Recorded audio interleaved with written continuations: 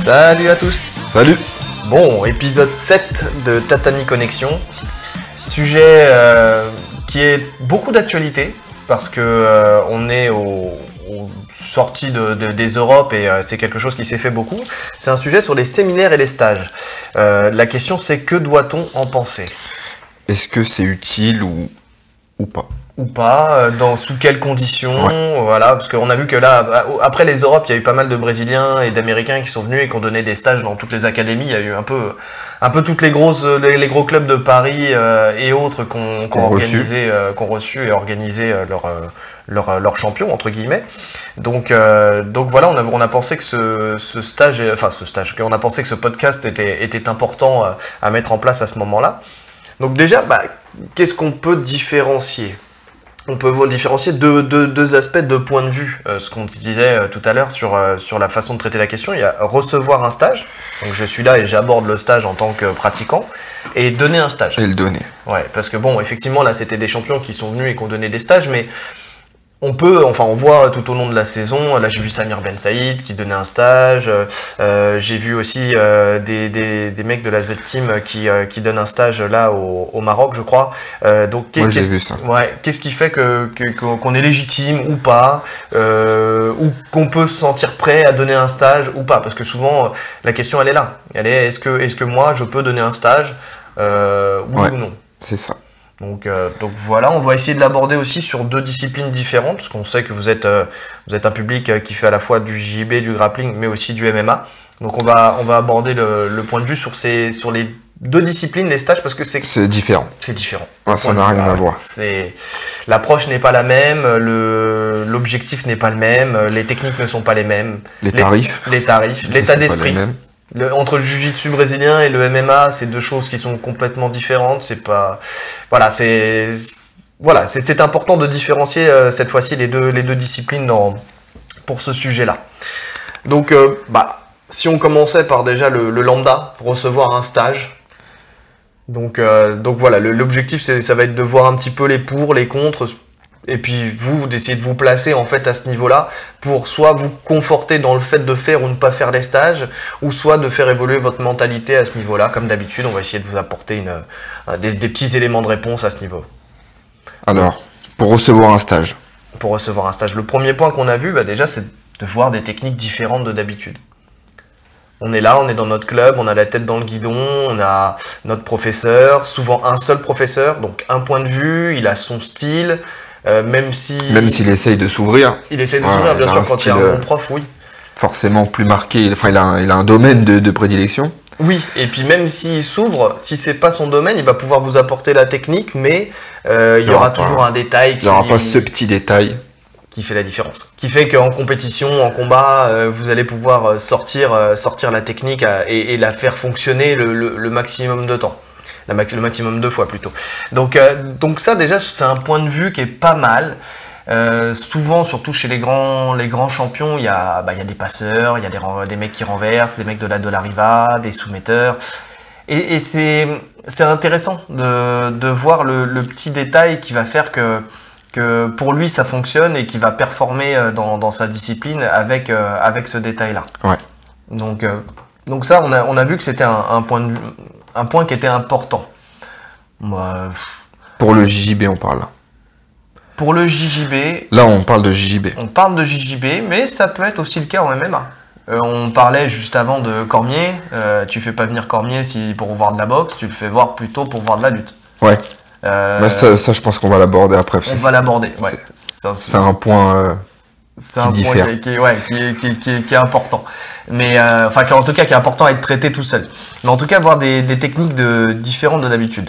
Donc ce qui est important surtout c'est peut-être de voir des détails qu'on voit pas forcément en vidéo.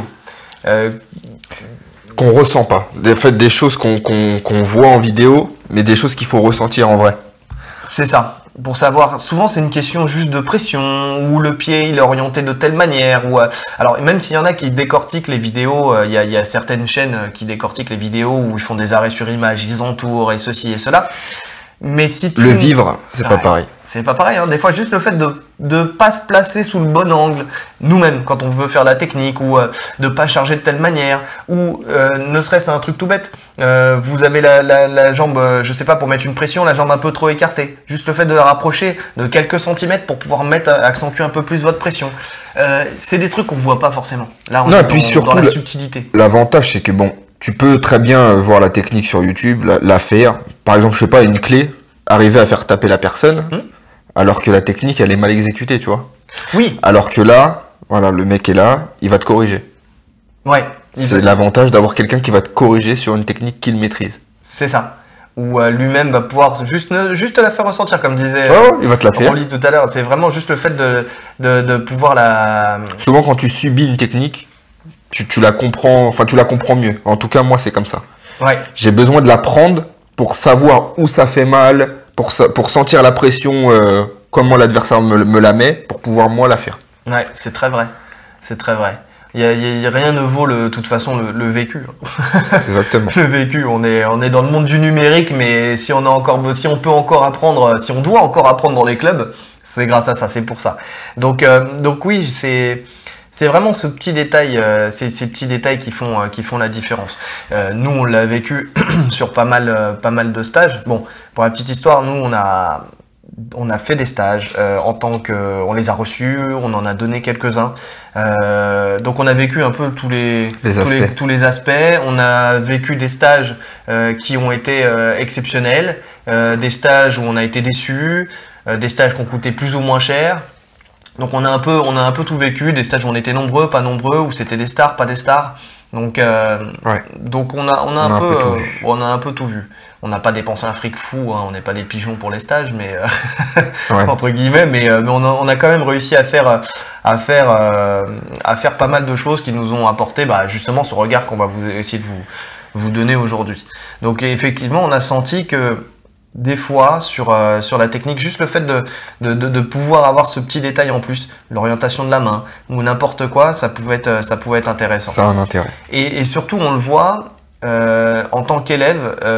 Moi, je vois là justement quand on retravaille les techniques du stage après l'avoir vécu, souvent on voit que le prof va oublier certains détails.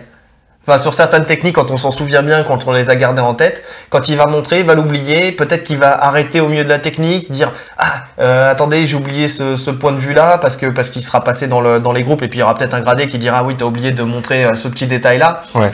C'est quand même intéressant parce que ceux qui ne vont pas au stage et qui espèrent avoir la technique par la suite, sachez qu'il y aura sûrement une déperdition Oui, d'informations. ouais, non, c'est clair. C'est clair. Donc C'est clair. J'en entends beaucoup en plus se dire mon pote il y va donc j'y vais pas, il me montrera de toute façon la technique. ouais.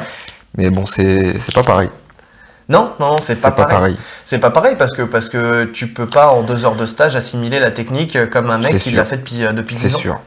Donc et surtout qu'il l'éprouve à chaque compétition et surtout qui tourne 2 à 3 fois par jour avec ces techniques-là. Toi tu l'as vu, tu l'as fait. Tu l'as fait 5-10 minutes, 15 ça. minutes. Ouais, parce qu'en plus sur les 2 heures, tu as un nombre incalculable de techniques. Après, ça dépend des stages en fait. Il y a des stages qui restent très basiques, enfin dans le sens où tu montes peu de technique, Oui. mais avec beaucoup de détails. Ouais. Moi, ce que j'aime, c'est les stages surtout où les mecs vont te montrer un cheminement. C'est-à-dire, ils vont tourner autour d'une technique, mais ils vont te montrer tous les cas de figure. Enfin, c'est pas un étalage de technique. Ah ouais. Ils te montrent une technique, puis l'autre, puis l'autre, puis l'autre. Non, c'est je fais cette technique-là, mais si mon adversaire réagit comme ça, je vais réagir comme ci, et s'il fait ça, je vais réagir comme ça. Ça me plaît, de voir un bloc et de voir tout ce qui tourne autour de ce bloc. Donc, parce que c'est en vrai, ce qui fait l'efficacité d'une technique, c'est comment on va pouvoir s'adapter à ce que l'adversaire fait, bien sûr. en fonction de ce qu'il propose. Donc ça, c'est intéressant. Moi, j'aime les stages comme ça, où vraiment on gravite autour d'un domaine et que effectivement, on voit tous les aspects, tous les prismes de cette technique, quoi. Pour moi aussi, c'est les stages les plus intéressants. Ouais, mais c'est pas toujours le cas. Malheureusement, c'est rare. Souvent, les mecs arrivent et puis ils font un étalage de technique, quoi. Et donc comme tu disais, toutes les 5-10 minutes, les mecs, ça change de technique, et puis on passe sur autre chose. Et puis et même si c'est une thématique, ça va être une technique, puis l'autre, puis l'autre, puis l'autre, puis l'autre. Je sais pas, je dis une bêtise, mais si je sais pas, c'est la garde fermée. Et ben garde fermée, le mec il va montrer un juji, puis un triangle, puis des trucs qui n'ont pas forcément de rapport en plus. Enfin, il peut passer d'un juji à un renversement, mais qui n'a rien à voir. Oui, sans transition C'est entre ça. les deux. C'est pas genre je mets un juji, le mec sort et donc j'enchaîne avec un renversement ou une autre soumission. Non, donc ça c'est un point qui est important. Malheureusement, on peut pas le savoir à l'avance. On peut pas le savoir à l'avance. Sauf si le mec est déjà venu et qu'on a des retours. Ouais. Mais on sait jamais. Quand c'est quelqu'un qu'on voit pour la première fois, on sait pas comment il va traiter le stage. Et je pense que là, il y a tout un travail à faire en amont avec celui qui l'organise, qui lui doit s'assurer Doit orienter. que... Ouais, c'est exactement ça. Ouais. Mais qu'est-ce qui fait que c'est pas toujours le cas? Peut-être parce que la personne se dit qui suis-je pour dire à Rodolfo, pour dire à je sais pas moi, Brolio Estima, comment il va orienter. Bah après, qui suis-je? Je suis la personne qui le paye, entre guillemets. Bah là, c'est pas lui qui paye, mais c'est lui qui fournit sa salle et qui... C'est pas lui qui paye, tout dépend combien de personnes viennent au stage. Hein. Oui, tout dépend, oui, exactement. Parce que si le mec il demande 1000 ou 1200 euros et que t'as 4 pèlerins qui viennent au stage, c'est lui qui va le payer. Oui. Donc, bon, après, en général, quand c'est des grandes stars comme ça, c'est quand même relativement plein. Ouais, non, je te l'accorde. Mais bon, tu sais, on sait jamais. Mais ça me rappelle d'ailleurs, tiens, j'y avais pas pensé avant, et là, dans la discussion, ça me l'a rappelé, j'avais vu une vidéo d'un mec qui avait fait venir Galvao en stage. Ouais. Et je crois que lui, c'était un judoka, bon niveau de judo, et puis il faisait du jiu-jitsu brésilien en France. Ouais, en France, ouais.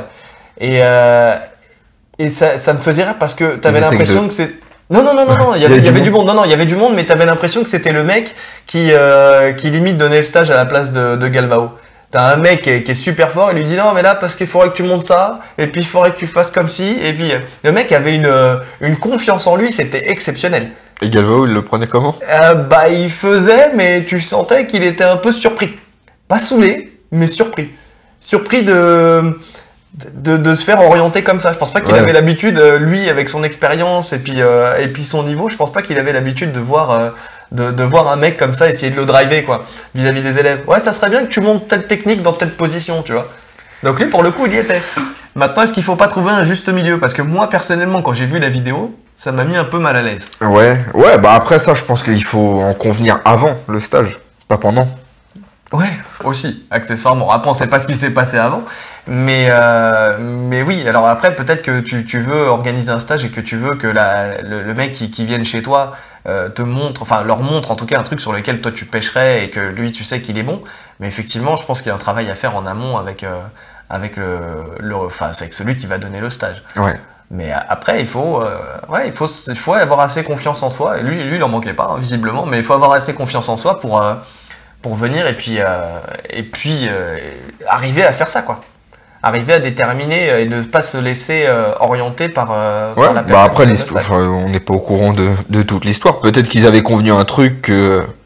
Je sais pas, peut-être que Galvao a choisi de faire autre chose au moment venu et que le mec n'était pas satisfait. Peut-être, je sais pas. Bon, en tout cas, c'était malaisant comme technique, enfin comme vidéo. Après, l'autre point qu'on a vu, c'est que ça permet de rencontrer et potentiellement de pouvoir combattre aussi avec ses idoles. C'est une chance qu'on n'a pas tous les jours. C'est surtout une chance qu'on n'a pas dans tous les sports. Je pense que c'est le seul sport, j'ai bien réfléchi. En parlant du JJB. Du JJB et du MMA. Ouais. Des arts martiaux modernes. Ouais. C'est les seuls sports où on peut rencontrer vraiment le gratin, mais vraiment le top du top, à un stage, s'entraîner avec eux. C'est le seul sport. Non, je suis pas d'accord. Judo, boxe, je pense que tu peux... Des stages en boxe? Non mais nous... Moi je parle pour le public français. Pour le public français. Dis-moi quel Américain est venu en boxe donner un stage en France. Quel intérêt? Il gagne énormément d'argent. Public français, rien à foutre. Ouais. Oui, c'est-à-dire, oui, là je parle pour le public français. Voilà, non, en fait, ouais, c'est pour le public français, ok. Si le judo, je pense que c'est possible. Le judo, je pense que c'est possible. T'as des Japonais qui viennent, t'as des mecs qui viennent parce que ça reste un art martial. Pour les judokas, c'est pas un stage ouvert. Ah oui. Tu vois ce que je veux dire? Là, n'importe qui peut rencontrer, surtout pour le MMA. Ouais. Quand un Vanderlei vient, N'importe qui peut le rencontrer. Enfin, peut assister au stage. Il y a des mecs de la boxe, il y a des mecs du judo, il y a des mecs du Krav Maga. Toutes les disciplines. C'est vrai, je suis d'accord.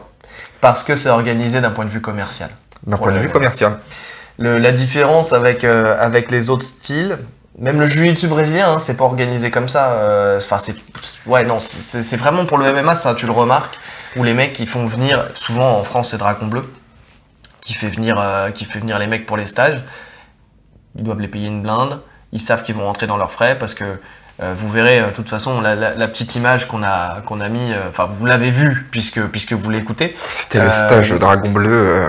Avec. C'était les trois. Ouais, il y avait. C'était José Aldo, Shogun et Vanderlei Silva. Ouais. Et ce qui m'a frappé, c'est pour ça que j'ai mis cette image, entre autres, c'est parce que les mecs, ils étaient habillés tous avec les t-shirts des trois. Mais parce que quand tu t'inscrivais au stage, t'avais un t-shirt. Oui, non mais tu devais le mettre. Enfin, tu voyais clairement qu'ils n'avaient pas d'autre choix que le mettre. Ouais, parce qu'ils te le donnaient. Il te le donnait. Ouais, non, mais moi, enfin, ils te le donnaient. Le stage coûtait 150 €, je crois. Donc, voilà. Donc déjà, voilà, ils te le donnent pas, ils te le font payer. Dans le stage, maintenant. Parce qu'ils avaient fait, je me rappelle de stage, parce que j'avais été au Décathlon de la Défense. Ouais. Parce qu'ils faisaient une séance de dédicace et j'avais assisté, j'avais eu mes petites signatures. Mais j'avais pas participé au stage. Et donc tu choisissais la personne avec qui tu voulais faire le stage. Alors c'était dans la même salle. Ouais. Et ils te donnaient un t-shirt Team Shogun, Team Aldo, Team Vanderlei. Et voilà, t'avais ton t-shirt. Ouais, mais tu vois, moi par exemple, tu me donnes un t-shirt sur place. Moi je suis un toqué. Je ne mets pas quelque chose qui n'a pas été lavé. Ouais. Mais là, j'ai pas l'impression qu'ils avaient pas le choix. Enfin, j'ai pas l'impression qu'ils avaient le choix plutôt. Et ils étaient là, ils avaient tous leur t-shirt. Alors après, est-ce qu'ils l'ont mis pour la photo? Mais j'y crois pas trop parce que j'ai. Non, il me semble qu'ils ont fait l'entraînement avec. Tout l'entraînement avec. Moi, je transpire pas dans un truc qu'on vient de me donner. C'est impossible. Ou alors tu me le donnes la veille. Tu vois. Comme ça, je le lave. Donc je le lave et je le mets le lendemain. Il y a pas de souci. Il y a trop de produits chimiques. Ne parlons pas écologie. Ouais, non, c'était flagrant, c'était limite, t'avais l'impression que c'était une obligation. Enfin, ils étaient tous formatés, tous les mêmes t-shirts, ils étaient 12 000 dans la salle. C'était ouais. Mais là, ça revient à un point que j'avais pour les stages, c'est un stage idole, entre guillemets. C'est, techniquement, tu vas rien apprendre. Ouais. Parce que y a trop de monde déjà. Et puis que le mec, il est même pas venu en vrai pour t'enseigner quelque chose. Il va te montrer un enchaînement à lui qu'il affectionne, ou deux. Et encore, des enchaînements qu'il affectionne, c'est des enchaînements basiques. Ouais, basique, gauche, droite, low kick. Mais en même temps, le public qui vient n'est pas un public professionnel. C'est là aussi où la moitié du stage pratique à peine le MMA ou sont débutants. Ils viennent plus pour les voir, en fait. Tu vois, c'est rencontrer le mec que je suis depuis des années. Faire une photo, de toute façon, tu vois le déroulement du stage. Il y a une partie échauffement, il y a une petite partie technique. Et à la fin, il y a la séance de dédicace photo qui dure déjà super longtemps. T'as la partie interview, entre guillemets, sur la photo qu'on a mis sur le podcast, où ils sont assis. T'as le public devant eux, ils leur posent des questions. Et ils répondent aux questions pendant au moins 30-40 minutes. Ouais. Donc déjà, tout ça, c'est décompté du stage. Donc tu vois que t'y vas pas vraiment pour apprendre quelque chose. C'est sûr que là, tu vas pas combattre avec ton idole comme c'est le cas en jiu-jitsu brésilien où souvent. Ouais, après c'est compliqué de. Je combattrais pas en MMA avec Vanderlei, tu vois. Moi non plus. Je sais pas. Il y en a qui ont essayé. Qui ont eu des problèmes. Ah, il y en a qui ont essayé, ils ont eu des problèmes. Mais ouais, parce que ces mecs-là savent pas se retenir. C'est un truc de ouf. Après, bon, des fois, ça va vite. Ça va vite. De toute façon, dès qu'il y a de la percussion, c'est pas la même chose. L'état d'esprit du jiu-jitsu. Et c'est pour ça qu'on voulait aussi différencier les deux. Parce que le public qui va faire un stage de jiu-jitsu brésilien sera un public de puristes. Entre guillemets, ouais. C'est des gens qui pratiquent, qui ont quelque chose, qui vont chercher à s'améliorer via ce stage.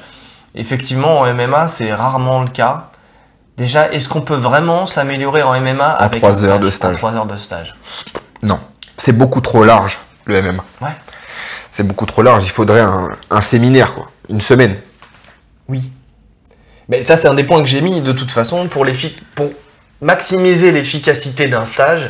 Si on peut faire un stage sur plusieurs jours, c'est quand même intéressant. Les training camps, les trucs comme ça. Je pense qu'un training camp a peut-être plus d'intérêt pour aller plus profondément dans le style d'une personne ou dans l'apprentissage qu'on va pouvoir tirer de cette personne-là qu'un stage de 2 heures.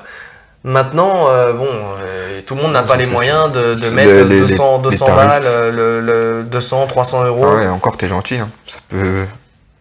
Oui, parce que je vois dans le jiu-jitsu brésilien, Jeremy Avens, là, il a fait 2-3 jours, c'était $179, quelque chose comme ça. Bon, après, c'est pas le plus connu. Mais c'est vrai ouais, c'est vrai que même dans le jiu-jitsu brésilien, tu prends, je crois que chaque année, il y a, c'est à Marbella ou à Ibiza, je sais plus, où tu as plusieurs grandes stars du jiu-jitsu brésilien qui font un séminaire, et là tu sens qu'ils mettent pas le tarif, mais à mon avis ça doit être un tarif exceptionnel. Je pense que les gens qui y participent sont juste quelques privilégiés, où là vraiment c'est comme si c'était ils étaient dans leur club. Sauf que t'as Buchecha, t'as Galvao, t'as Pena, enfin t'as vraiment t'as le gros gratin, et je crois que t'avais aussi Rodolfo, enfin voilà, on va dire que t'as 5-6 ceintures noires qui sont les plus grands champions qui viennent et qui sont là pendant une semaine tranquillement à faire leur séminaire, et puis tu dois avoir, enfin c'est un petit comité de toute façon qui est là.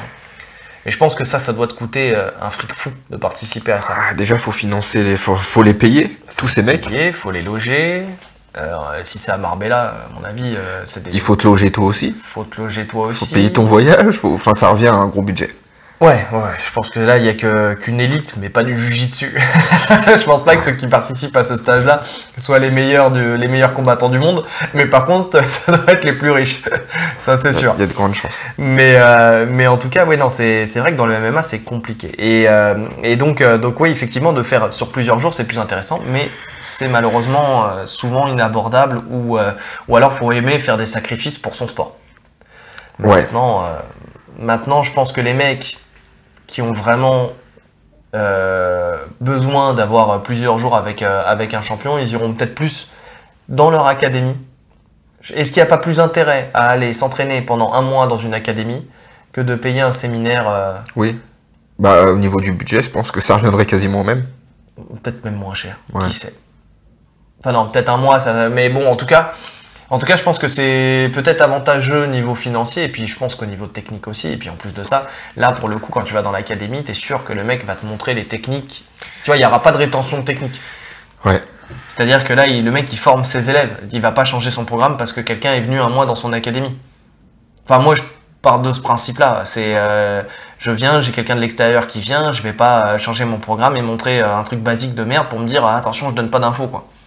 Par contre, quand on donne un stage, tu peux très bien, comme ça a été le cas souvent, être déçu parce que le mec va te montrer un juji, un triangle. Ouais. Et là, et t'auras payé un fric fou pour rien, quoi. Parce que des fois, tu le sens. Alors, je sais pas si ça te l'a déjà fait, mais des fois, tu sens que le mec qui donne le stage, il l'a pas du tout préparé. Il s'en fout. Ouais. Tu sais, il vient, il sait que de toute façon, il va te montrer des trucs qui fonctionnent, puisque... Oui, parce que ça reste le mec est bon. Oui, bien sûr. Mais tu sens que voilà, c'est pas dans sa tête, il a pas du tout travaillé sur le truc. J'arrive, je vous montre ça. Enfin. Ouais, mais ça se trouve, il donne ses cours comme ça. Parce que t'as des mecs qui préparent pas leurs cours. C'est possible. Qui viennent et qui réfléchissent l'après-midi à ce qu'ils vont faire. C'est un vrai problème alors. Ouais. Et ça rejoint ce qu'on disait dans un autre podcast, un bon compétiteur n'est pas forcément un bon prof ou un bon pédagogue. Oui. Mais d'ailleurs, ça, j'aborderai ça après aussi dans le fait, quand tu donnes un stage, quoi. Qu'est-ce qui fait que tu es en capacité de donner un stage ou pas. Donc effectivement, c'est vrai que ça tourne autour de ce sujet-là, mais c'est vrai que c'est important de le dire. C'est important de le dire. C'est-à-dire que souvent, un mec qui est moins connu donnera un stage, parce qu'on l'a vécu, un mec moins connu donnera un stage qui aura plus d'intérêt qu'un mec qui est très connu et qui a un gros palmarès. Pas toujours. Pas toujours, mais c'est vrai qu'en général, les mecs moins connus, entre guillemets, retiennent moins leur technique. Oui, ils sont moins avares de technique parce qu'ils ont envie, ils sont plus dans le partage que dans l'argent. Ouais. C'est pas financier. Souvent, les mecs qui ont un gros nom, ils profitent de ce gros nom pour faire de l'argent. On peut pas les en blâmer. Je ferais pareil. Je ferais pareil. Mais je pense que je ferais pareil, mais à la fois, ma conscience ferait que j'essaierais quand même de faire quelque chose de qualité. Il y en a qui n'en ont rien à foutre. Et qui se disent, voilà, je suis Galvao. Attention, je suis pas en train de... Là, je vais faire du name dropping, là, je vais citer des noms, mais je dis pas que c'est leur cas. Mais je suis Galvao, je suis Buchecha, je suis Mendes, je suis ce que tu veux. Et donc, juste mon nom fait que les gens vont venir, et peu importe ce que je vais leur montrer.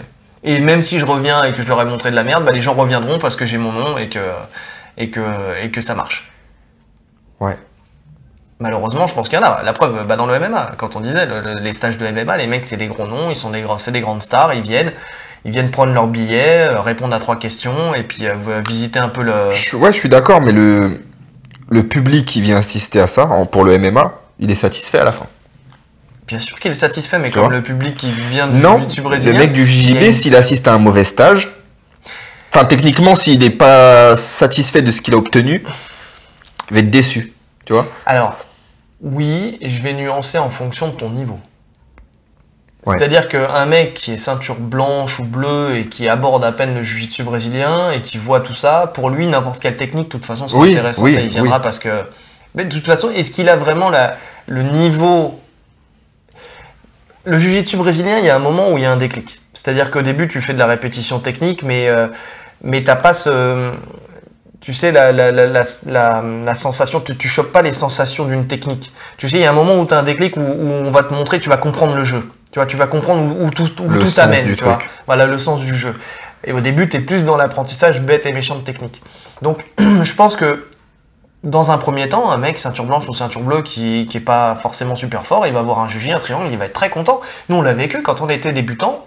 Je me souviens de certains stages qu'on a fait avec des stars quand on était encore blanche et tout ça. On était content de voir un juji. Enfin, tu vois ce que je veux dire, parce que nous, de la manière dont on le faisait, c'était pas de cette manière-là, donc on se disait, waouh, le détail, il est mortel. Sauf qu'aujourd'hui, on se rend compte qu'en fait, non, c'est juste qu'on savait pas faire un juji. Tu vois. Ouais, c'est pas faux. Donc on était satisfait du stage. C'est vrai qu'il y avait rien de fou. Mais oui. Mais par contre, aujourd'hui, on referait le même stage, on dirait putain, j'ai payé 50 balles pour rien. Ouais. Tu vois. Et c'est en ça où je pense que ton niveau fait que... Et pourquoi au MMA, les mecs sont satisfaits, c'est parce que c'est la plupart du temps, c'est des mecs qui valent pas une cacahuète. Désolé, hein, messieurs. Non, on va pas dire ça. Qui sont amateurs. Voilà, qui sont plus fans que pratiquants, on va dire. Voilà, c'est-à-dire tu verras pas un Tom Duquesnoy, un Mansour Barnaoui ou un Saladin Parnasse ou n'importe qui faire le stage de Dragon Bleu. Tu vois. Il y sera invité. Oui, non, mais je veux dire, il va pas payer 150 balles pour le faire. Il sait très bien qu'il a rien à tirer. Et je dis ça, je cite ces noms-là, mais ça peut être n'importe quelle autre personne qui fait du MMA depuis 10 ans, à moins qu'il... Mais c'est pas pareil, tu vois. C'est des mecs qui sont vraiment dans le grand bain. Ces mecs-là, ils peuvent les rencontrer, limite, tu vois. Ils peuvent aller s'entraîner avec eux. Oui. Ils ont le niveau pour ça. Oui. Donc pourquoi payer pour alors que je peux... Non, mais bien sûr, parce que j'ai cité ces noms-là, parce que ça parle à tout le monde, mais je veux dire, un mec qui fait du MMA depuis 10 ans, même depuis 6-7 ans, à moins qu'il veuille rencontrer son idole, et encore, il y a d'autres opportunités, tu l'as dit toi-même, tu as été au carrefour de machin, de la défense. De la défense, ça t'a marqué. Ouais. Donc pour faire ton fanboy, ok, mais t'allais pas payer le stage. Non, jamais de la vie. Bah de toute façon, je les avais pas les 150 balles. Bon, mais même si tu les avais non, eu, jamais de la vie. Enfin, moi personnellement, j'irais pas payer un stage à 150 balles pour faire un gauche-droite low kick takedown. Tu vois, double leg claqué. Jamais de la vie. Bah 150 € pour... non. Non, donc c'est ça, je pense que quand tu commences à avoir une certaine expérience, tu fais pas ça. Ou alors t'es vraiment très fan. Ouais, mais voilà, ça rejoint le truc, en fait, tu le fais pour rencontrer la personne, pas pour l'apport technique. Ouais. Et après, ça, c'est une autre vision. Hein. Oui. Moi, je juge personne. La personne, si elle kiffe cette personne, qu'elle aille la rencontrer, si elle veut 150 € à dépenser, c'est... Ah, bien sûr. Non, mais ça, là-dessus, ok. Mais je veux dire, l'apport, en tout cas, quand t'as un certain niveau... Mais techniquement, non. Techniquement, non. Tu vas pas pour ça. Donc voilà. Bon, finalement, on était sur les pour, mais on a fait un petit... Non, on a dérivé. On a dérivé total. On a dérivé total sur pas mal de contre. Mais bon... Donc c'est marrant parce que maintenant il va falloir justement parler des contres entre guillemets, et on en a déjà abordé pas mal. Faut-il qu'ils montrent les bonnes techniques? Donc ça on l'a vu.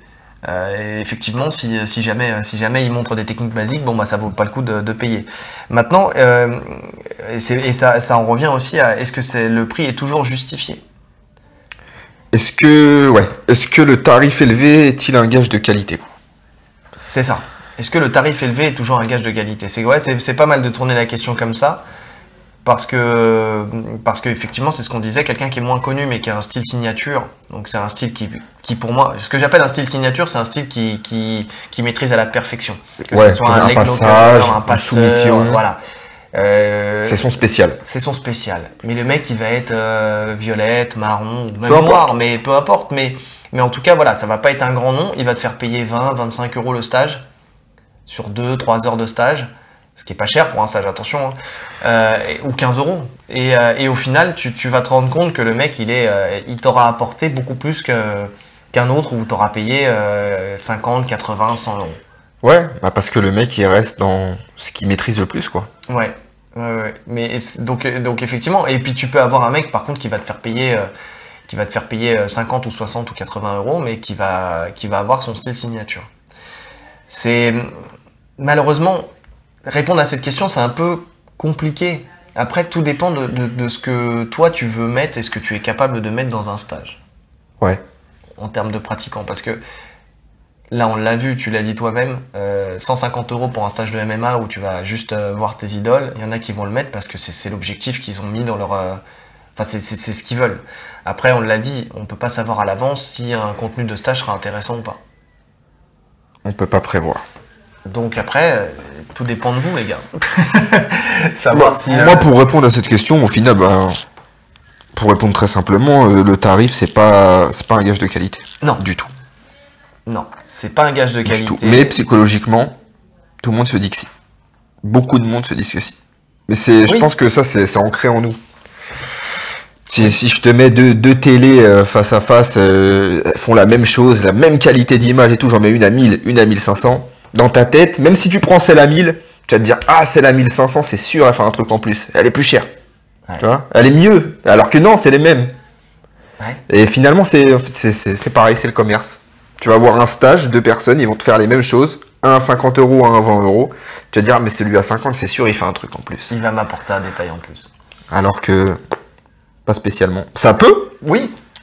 mais pas spécialement. Ouais. Ah non, mais on est d'accord, effectivement, c'est vrai que ce qui est cher attire toujours le monde. C'est marrant, hein. C'est marrant. Bon là on rentre dans complètement autre chose, hein. On rentre dans de la psychologie, mais ouais, dans le commerce, mais effectivement, ouais, c'est important de... Mais de toute façon, t'as qu'à voir les stages comme ça, là, les plus chers, c'est les plus blindés quasiment. C'est ouf, ils sont pleins. Ouais. Et tu peux organiser un stage avec un autre mec tout aussi fort techniquement à moitié prix. Non, les gens, Ouais, ils vont pas forcément y aller. Qu'est-ce qu'on doit en déduire? pas grand chose. Messieurs, arrêtez de penser ça. Non, mais sincèrement, c'est... nous, d'expérience, je pense que vaut mieux payer je préfère payer un stage, à moins que vraiment j'ai envie de voir, que ce soit vraiment une personne que j'ai envie de rencontrer. Je pense que vous avez plus intérêt à payer un stage, à faire plus de stages, peut-être moins cher, que d'en faire un gros qui sera extrêmement cher. Et peut-être plus d'intérêt avec l'expérience que j'ai aujourd'hui d'aller voir un mec qui sera peut-être un peu moins connu, mais qui va vous apporter peut-être tout son savoir, que quelqu'un qui est super connu, mais qui va vous faire juste payer son nom, quoi. Ouais. Après, moins connu, faut qu'il ait quand même des résultats, je pense. Enfin, si tu le connais pas du tout, si t'as aucune preuve de son travail, c'est difficile de faire confiance à un mec. Oui, non, il faut qu'il ait un palmarès. Soit qu'il ait un palmarès, soit qu'il ait formé tu vois, quelqu'un comme Danaher, il a pas de... Oui, ouais. Mais tu sais que si t'assistes à un stage de Danaher, même si c'est cher, là, pour le coup, je pense, oui, à mon avis, que tu seras satisfait. Ouais, non, mais ça, on est d'accord. Après, j'ai bien aimé un des derniers stages qu'a fait Samir Ben Saïd. J'ai bien aimé c'était l'accroche de la personne qui organisait le stage. Il sortait le mec est champion ADCC. Oui, j'ai vu. Ouais, j'ai vu. Et donc il disait voilà, tout un gros palmarès et entre parenthèses il mettait dans ses rêves. Mais est-ce que ça a de l'importance? Ce qui est important, effectivement, c'est les techniques qu'il va montrer. Samir Ben Saïd, on sait qu'il est très fort sur les étranglements, par exemple. C'est pour ça qu'on l'appelle le marchand de sable. C'est le mec, on sait que s'il te fait un stage sur les étranglements, on sait qu'il va t'apporter forcément des détails qui seront intéressants. Ouais, même sur plein d'autres choses. Alors, on sait aussi, et ça c'est important, que ça fait plusieurs années qu'il fait des stages maintenant. Il a fait son Choc Tour. Ouais. Il a été dans plusieurs villes, dans plusieurs clubs. Ouais. Les gens ont l'air plutôt satisfaits. J'ai assisté à un des stages. Donc il a l'expérience de donner un stage. Oui. Donc ça compte beaucoup aussi. Ouais. Non, c'est vrai. Hein. Non, c'est vrai. On en revient toujours au bon pédagogue et à la personne qui a de l'expérience. Ses élèves, ils cartonnent. Ses élèves ont des bons résultats. Ils ont des bons résultats. C'est un élève, Mohamed Bayo, hein, c'est un de ses élèves, par exemple. J'allais dire une connerie. Reynald Desplein, si, c'est un de ses élèves aussi. Ça vous le connaissez pas trop sur le circuit CFJJB, mais il est plutôt CFG, mais il fait des bons résultats. Il a battu des grands noms, enfin des mecs qui étaient censés être plus gradés que lui et qui étaient meilleurs compétiteurs sur le papier. Il a un style qui est très prononcé. Non, il a formé des mecs pas mal. Hein. Ouais. Ce qui est marrant, c'est qu'il a galéré à avoir sa ceinture noire en son temps. S'il l'avait eu via Gaël Coadic, il s'était affilié à la Fox Team à l'époque. C'est lui qui lui avait donné sa ceinture noire. Et puis finalement, pour moi, je pense que c'est un bon pédagogue. Aujourd'hui, il est un des 2 entraîneurs nationaux pour la partie Guy. Pour la partie Guy, ouais. Il y a lui et Fabien Brochetel pour le no-Guy.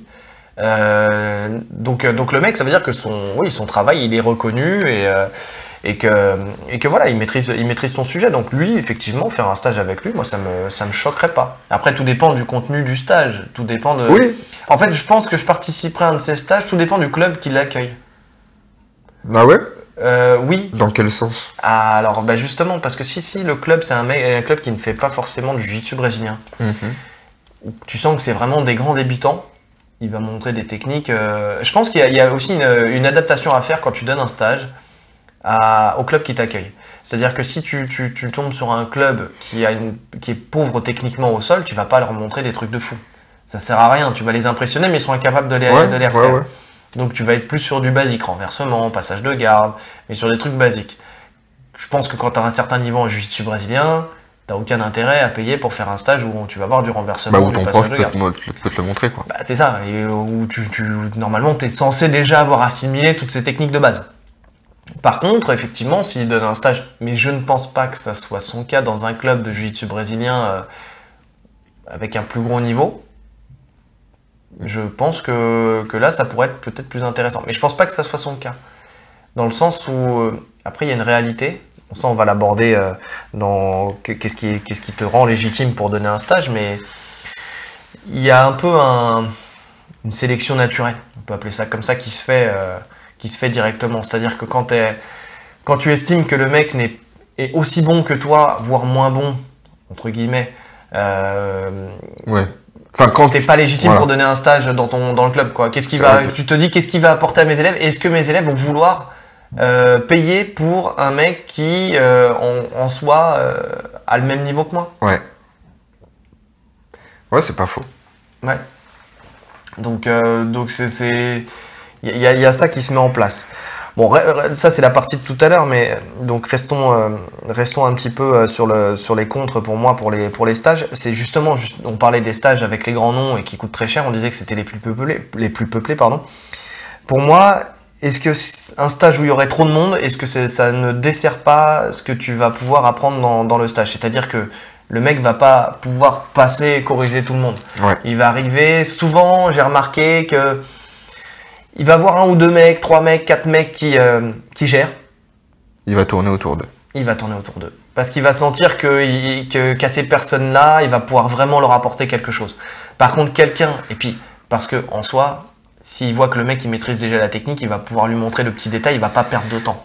Un mec qui voit qui gère pas du tout, lui remontrer toute la technique. Mais c'est normal.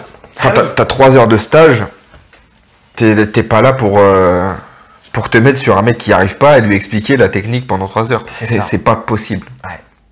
C'est pas possible. C'est en ça aussi où si souvent, si vous n'avez pas envie de rencontrer, enfin si c'est pas l'objectif, c'est pas de rencontrer votre idole et que vous venez à peine de débuter et que vous sentez que techniquement vous n'êtes pas assez bon entre guillemets, est-ce que vous avez une utilité à aller aussi à un stage? Ouais.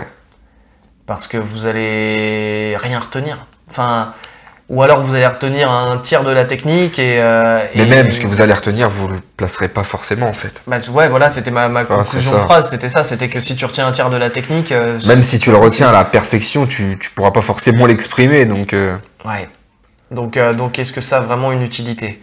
Et c'est pour ça que moi, un stage où vraiment il y a beaucoup de monde, je sais pas. À moins que je fasse partie de ces 4-5 personnes qu'il a dans l'œil, enfin qu'il a apprécié.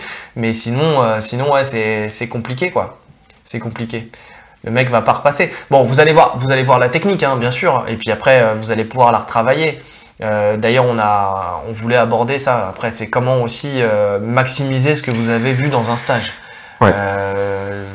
Donc oui, vous allez voir les détails, vous allez voir la technique. Maintenant, ce qui peut être intéressant, c'est peut-être aussi si vous le faites et que le mec et que c'est trop nombreux, qu'il y a trop de monde, c'est peut-être vous rapprocher de certains gradés qui ont bien assimilé la technique après pour pouvoir la revoir, hein, tout simplement. L'idéal, c'est on peut parler tout de suite, hein, de toute façon. Bon, allez, parlons juste d'un point qui pour moi va dans le même sens, et puis après comme ça on peut aborder justement comment maximiser le fait de retenir les contenus d'un stage. C'est aussi souvent le fait qu'il y ait beaucoup trop de techniques montrées dans un seul stage. Ouais. On a 2-3 heures et toutes les 5 minutes ça change.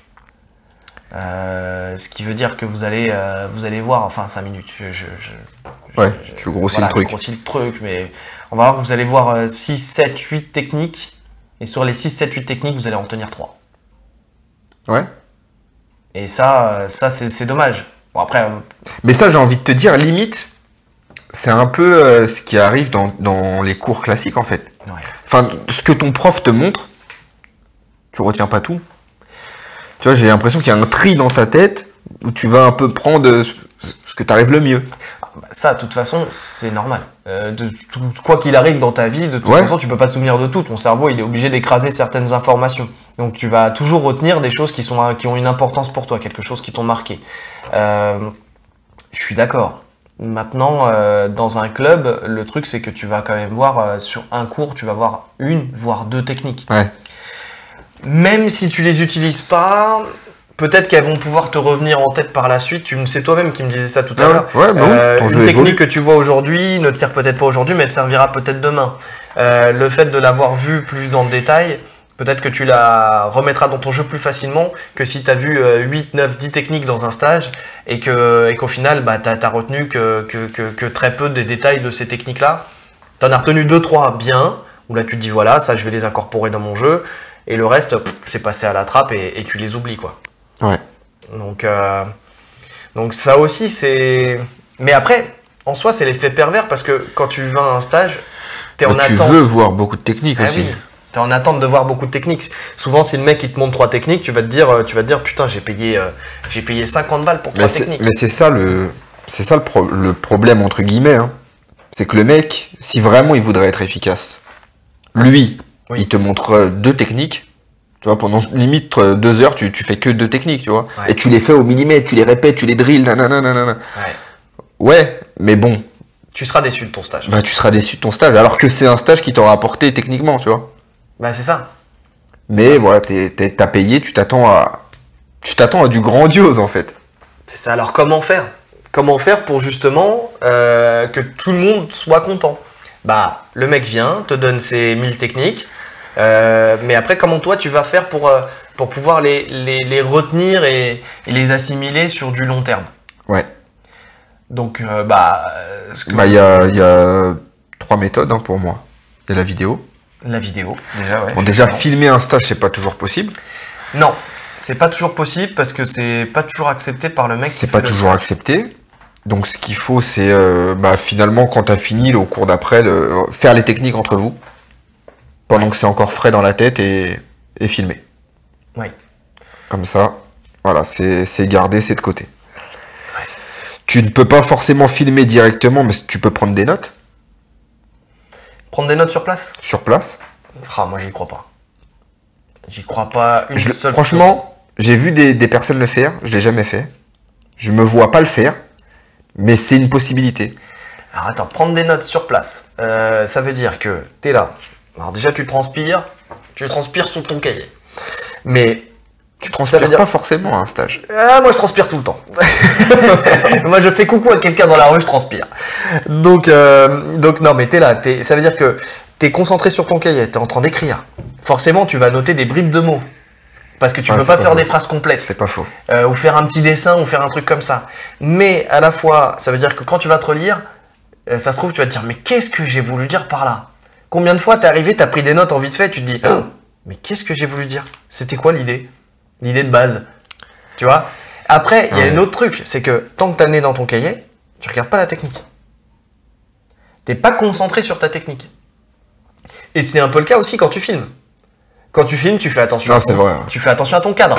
Quand t'es tu là, filmes, voilà, soit tu fais attention à ton cadre et finalement tu passes à côté de la technique, soit tu regardes en même temps le mec ce qu'il fait et finalement t'as filmé ses pieds. Tu vois. Donc c'est pas forcément évident. Après peut-être que quelqu'un peut être dédié à ça, à filmer, c'est-à-dire que tu dis voilà, toi tu vas filmer mais pour tout le monde. Et puis après, mais bon, tu le sacrifies, ou à moins que ce soit quelqu'un qui ne participe pas au stage, un président du club, quelque chose comme ça, qui vient et qui filme et qui s'engage à ne pas divulguer les vidéos. Parce que c'est ça aussi ce qui fait peur aux gens.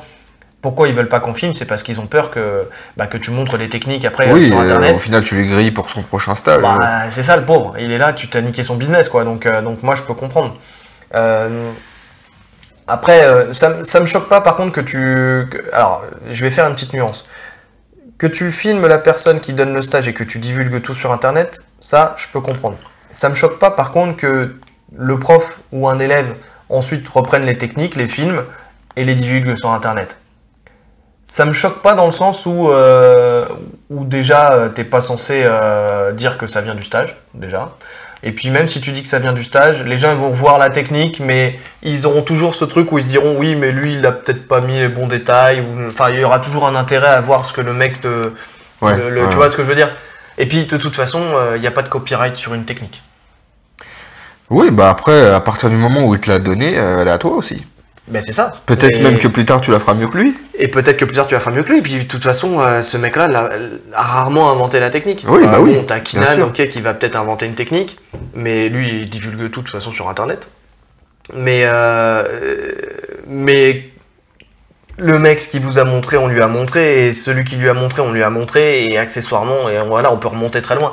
Donc, et toi, tu montreras cette technique, et tu vois, par exemple, je sais pas, je reçois un stage, je la montre à quelqu'un la filme. Bah lui, il sait pas que ça vient du stage.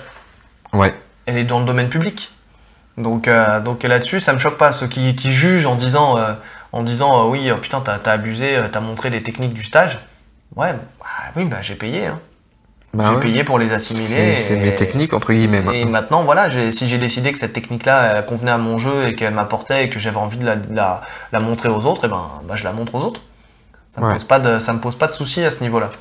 Donc, au contraire, enfin, on est dans un style, si on évolue et si par exemple le jiu-jitsu brésilien a évolué depuis toutes ces années, c'est parce que justement il y a ce partage de techniques. Oui. Donc là-dessus, moi, ça me choque pas. Maintenant, donc, filmer ou prendre des notes tout de suite, comme ça, de but en blanc, moi, ça me... Au moment où le mec montre la technique, je pense que tu vas te planter. Tu vas droit dans le mur. Je pense qu'il vaut mieux le faire après.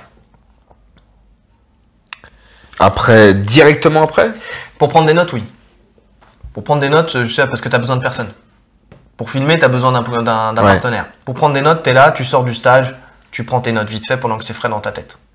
Et en plus, tu peux mieux détailler, mieux écrire, peut-être faire des petits dessins. Moi, ça me parle pas. Moi, prendre des notes, je sais que j'arriverai pas... Moi non plus. Hein. Je suis visuel. En fait, je l'ai mis parce que j'ai vu des personnes le faire. Bien sûr.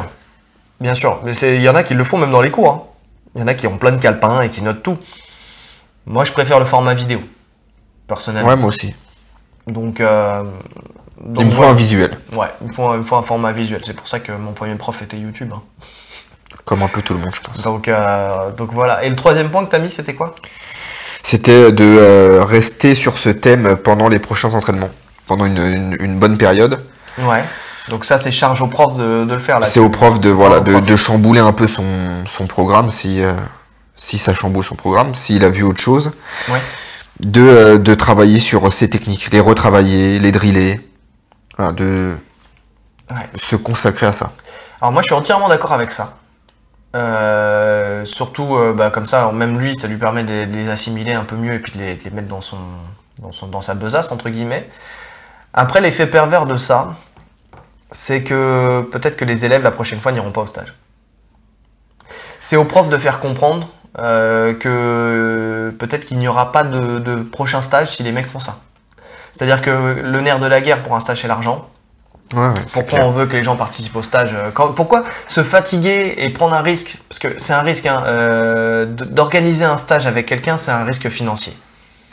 On l'a dit dans le précédent podcast sur la compétition, l'argent, c'est pas ce qui coule à flot dans notre discipline. Donc, on est sur des sports associatifs. Les gens ont du mal à payer. Ça, on le sait. C'est pas dans la culture du sportif français de payer. Maintenant, souvent, le frein de quelqu'un pour faire un stage, c'est de se dire ouais, je vais pas payer 20 balles pour aller faire sur mon heure de cours.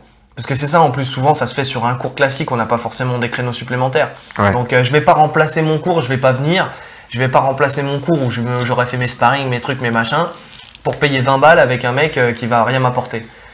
Mais le problème, c'est que si, après, vous venez au cours et que vous dites, putain, la technique a été mortelle, et j'aurais peut-être dû venir, mais en fait, finalement, je viens pas parce que je sais que je vais les revoir après, bah allez, votre prof il va peut-être faire un stage supplémentaire, il va voir qu'il y aura moins de monde parce que les gens vont réagir comme vous, parce que vous serez vanté de dire je suis pas venu et j'ai eu les techniques.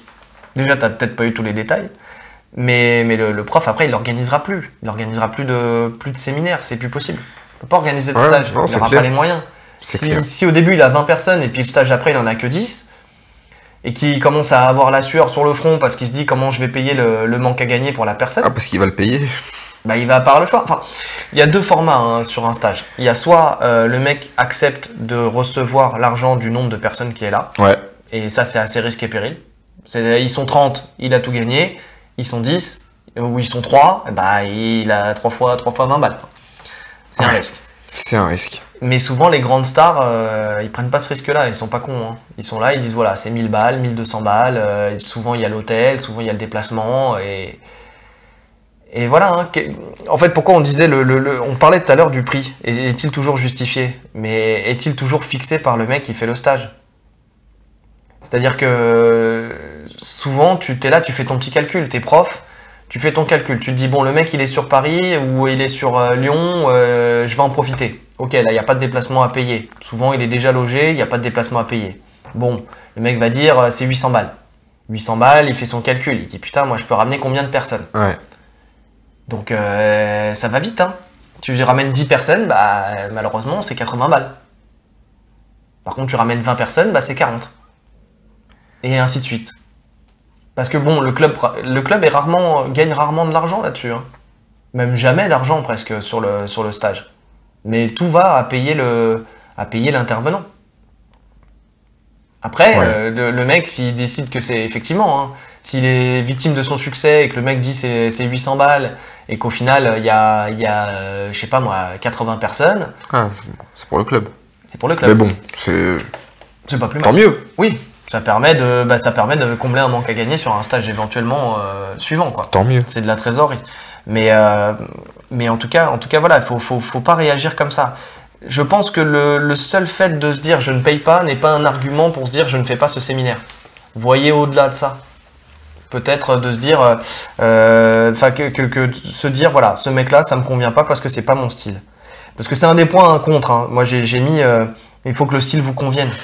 Ouais, c'est primordial. Mais oui, si je sais pas moi, je dis une connerie, mais si je suis petit et trapu, je vais pas faire un stage d'un mec long et longiligne et mince. Entre guillemets, c'est-à-dire Ouais. j'ai des toutes petites jambes toutes courtes, je vais peut-être pas faire un stage sur le grand crochet de la Riva. Enfin, Ah ouais. c'est pas un style qui va vous pour moi, de toute convenir. façon, c'est vraiment le truc qui fait qu'il faut aller à un stage ou pas. Hein. C'est le style de la personne qui le donne. Ouais, Il faut que ça corresponde à mon jeu, ouais. plus ou moins. Voilà, c'était les 2 points qu'on avait abordés. Hein. Faut que ça corresponde plus ou moins à mon jeu, ou faut que la personne ait un spécial.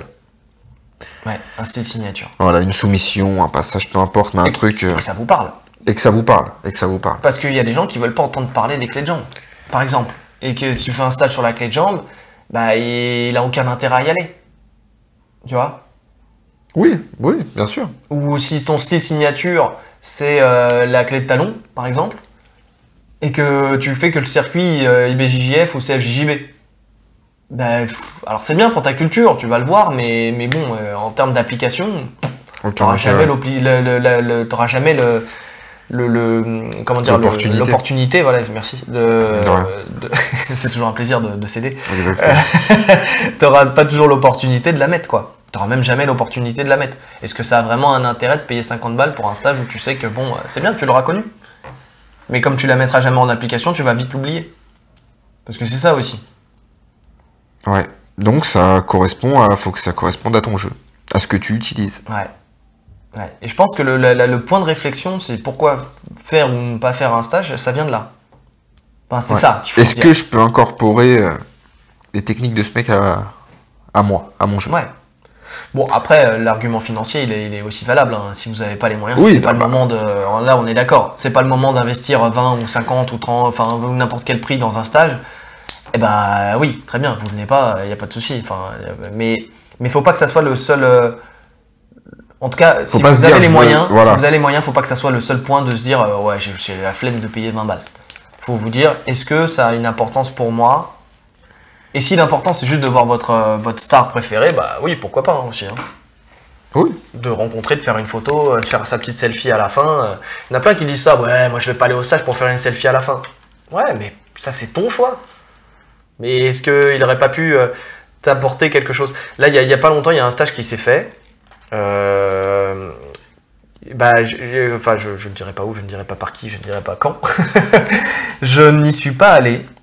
Je n'y suis pas allé parce que j'étais pas disponible et puis parce que j'étais pas dans les bonnes conditions pour le faire.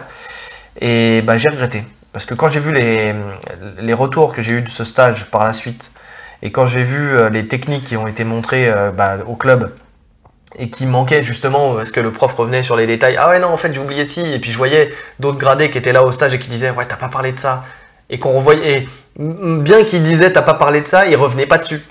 Donc toi, tu sais au fond que t'as perdu un élément et un point de détail qui aurait été important pour toi. Et ben, je regrette de pas avoir participé à ce stage.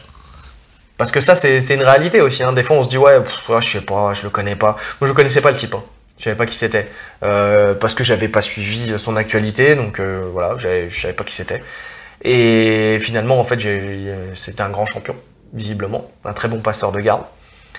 Et ouais, non, je suis pas allé. Je regrette. Je fais mon mea culpa, je regrette énormément de pas avoir participé à ce stage. Il reviendra, juste pour toi. J'espère. Je lui enverrai un petit message perso sur Instagram. Donc voilà, mais bon, j'espère qu'il me fera pas payer le tarif qu'il a fait payer aux autres pour moi tout seul, parce que sinon là, on n'aurait pas les moyens. Non, ma réputation l'impressionnera. Il viendra pour moi. Donc voilà, non mais en tout cas, ouais, posez-vous les bonnes questions.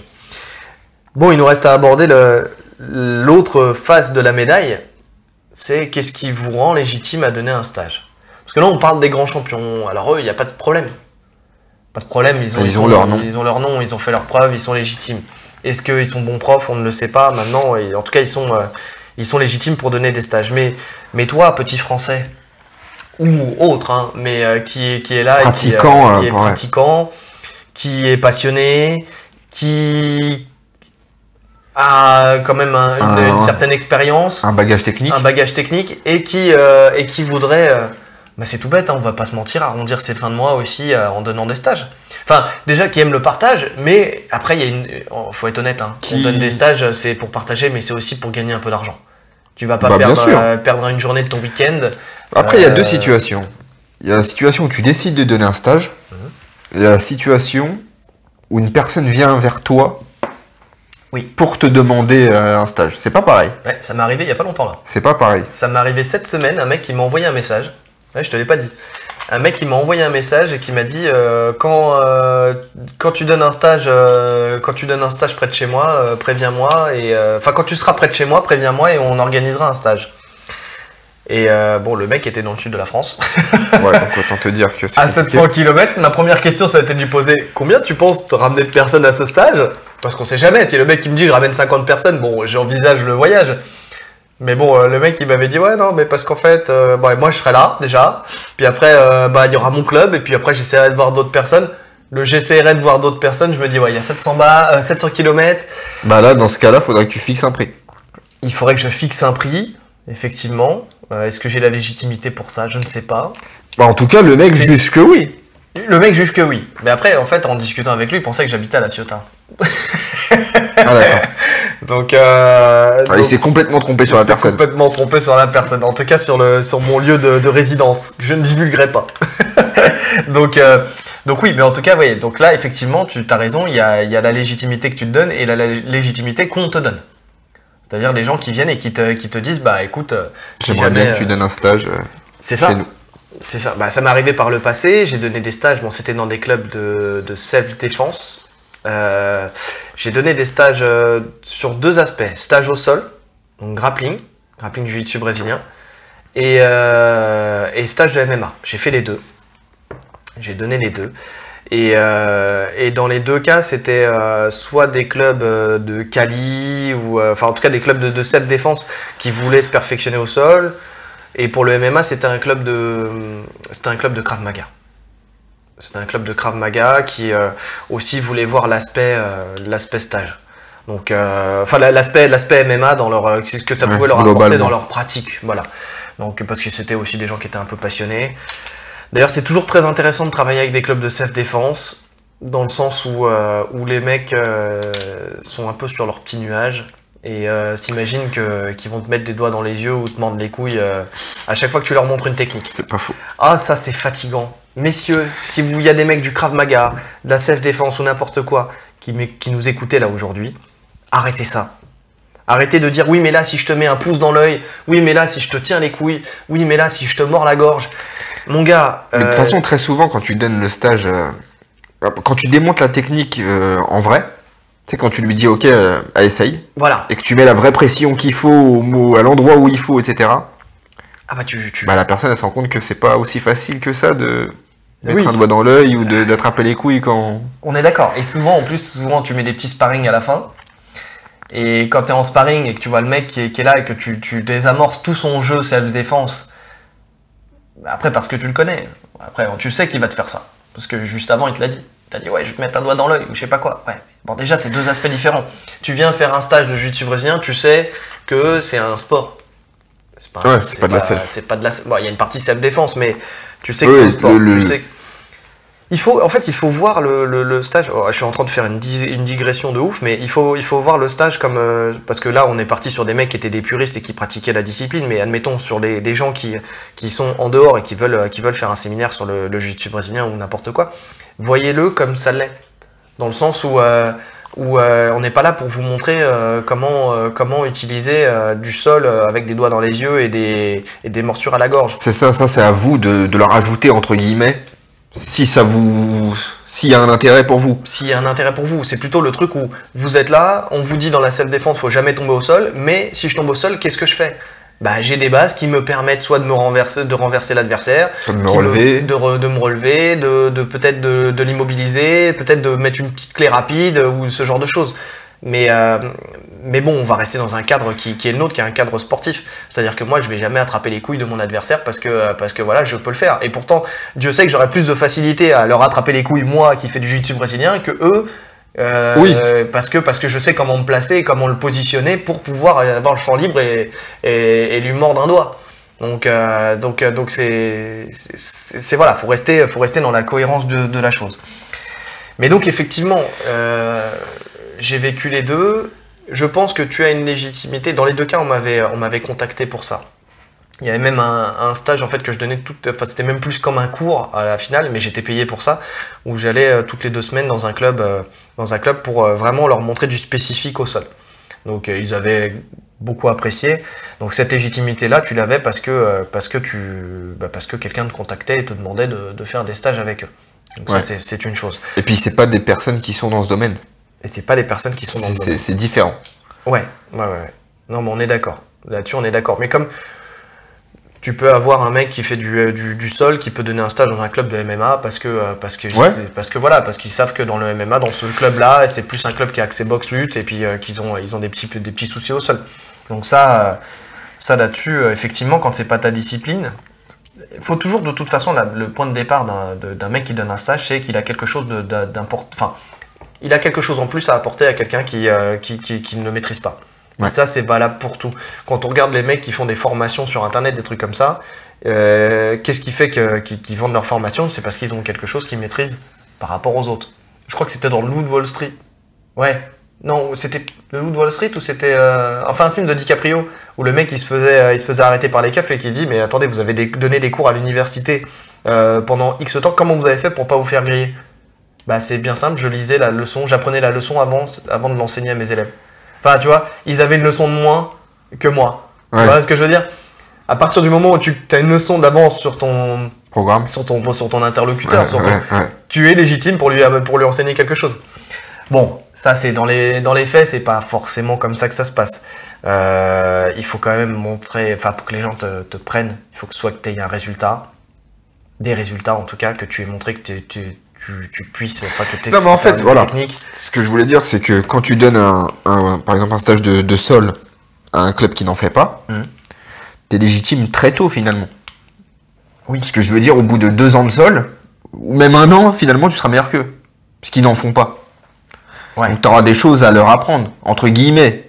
Après, je te dis pas qu'un ceinture blanche va donner un stage. C'est pas ça que je dis. Je dis que vu que lui, il fait ça, il aura des choses à leur apprendre dans tous les cas. Bien sûr. Donc quand tu donnes un stage à un club qui ne pratique pas ce sport, t'es légitime beaucoup plus tôt. Oui, après t'es pas à l'abri. Et c'est là où c'était mon dernier point, mais je vais le dire maintenant. T'as une honnêteté envers toi-même. C'est-à-dire que faut que toi aussi tu te sentes légitime. T'as une honnêteté envers toi-même, c'est Alors, pas faux. Après, il faut pas non plus que ça soit une mal placée dans le sens où le mec est super fort et il se dit est-ce que je suis vraiment légitime pour donner un stage? Il y a un moment, ouais, il faut savoir se lancer aussi. Ouais. Tu vois. Ouais. Mais parce que le problème qu'il y a, c'est que, ok, tu vas peut-être aller dans un club où les mecs ils pratiquent pas, mais tu peux toujours tomber sur un mec qui fait de la self-défense dans ce club. Mais qui est pratique ultra à côté, chaud. Voilà. ou peu Soit importe. c'est un super judoka, soit c'est comment un mec qui fait du jiu-jitsu brésilien à côté ou qui fait du MMA à côté. Ou même qui est Et- fort. Enfin, il y a des mecs qui sont forts. Oui, qui sont forts. Et là, tu Qui vas sont difficiles à gérer, entre guillemets. C'est ça. Et là, tu vas vite déchanter. C'est-à-dire que tu vas te retrouver avec ta légitimité qui va fondre comme neige au soleil. Ah, tu vas pas être bien. Ouais. Donc il y a ça aussi. Hein. Faut avoir vraiment une honnêteté envers soi-même. Ça, c'est le premier point. Tu vas pas être bien. Déjà, faut c'est se un peu sentir le légitime. truc, mais c'est ça qui est drôle. C'est aussi des mecs qui te donnent le stage, mais qui veulent pas tourner. Enfin, il y en a qui Ouais. veulent tourner, tu vois. Et il y en a, tu sens que non, ils veulent pas. Ouais, après, est-ce qu'ils veulent pas tourner aussi parce qu'ils ont peur de se faire blesser par des débutants? C'est possible. Parce que souvent, tu te blesses quand t'es Ouais, c'est des possible. débutants. C'est possible. Mais moi, j'aime bien les mecs qui tournent avec.